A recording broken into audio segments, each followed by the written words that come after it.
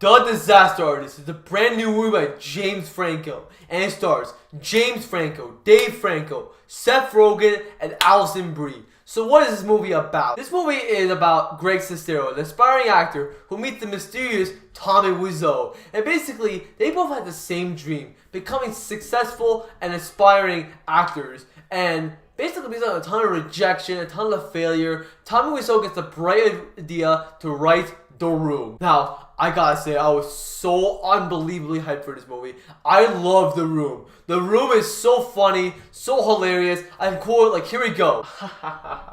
What a story, Mark. The book, The Disaster Artist, was phenomenal. I love that book so much. So when I heard James Franco's gonna play Tommy Wiseau, making this whole movie about the behind the scenes, I got so hyped.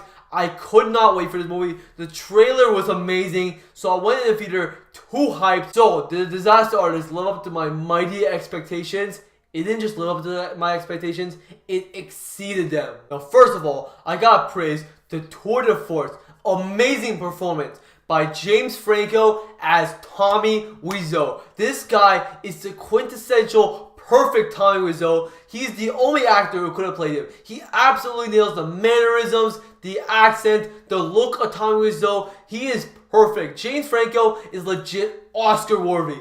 This guy needs to win Best Actor. I don't care.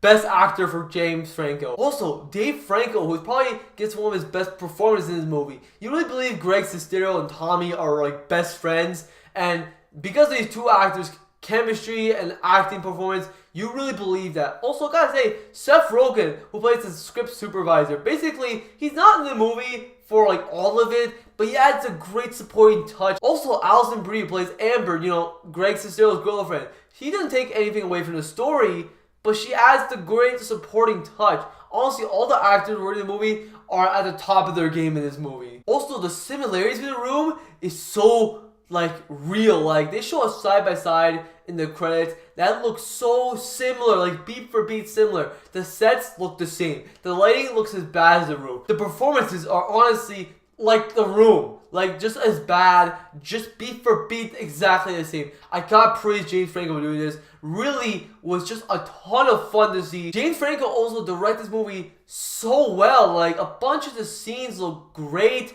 even the ones that look as bad. James Franco does an amazing job directing this. Now, obviously, I read the book The Disaster Artist, which is a phenomenal book, but there's a lot of differences from The Disaster Artist to The Room. So I want to talk about how they adapt the whole story. I feel like they adapt it as perfectly they can.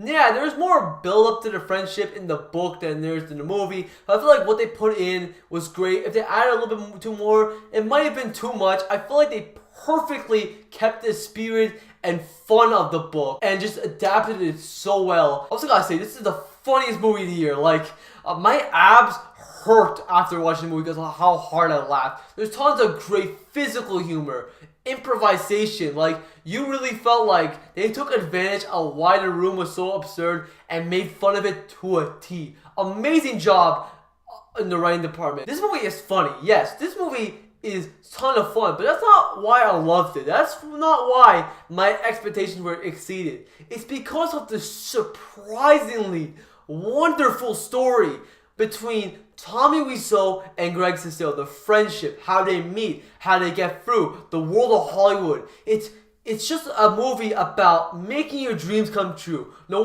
matter what, keep going, have fun, do it. Even if you fail as spectacularly as The Room, make one of the worst movies ever made, you should still never give up on your dreams. And I love that message so much. I feel like they did it way better than La La Land, in all honesty. This is just an emotional movie at points. I really connected to the story.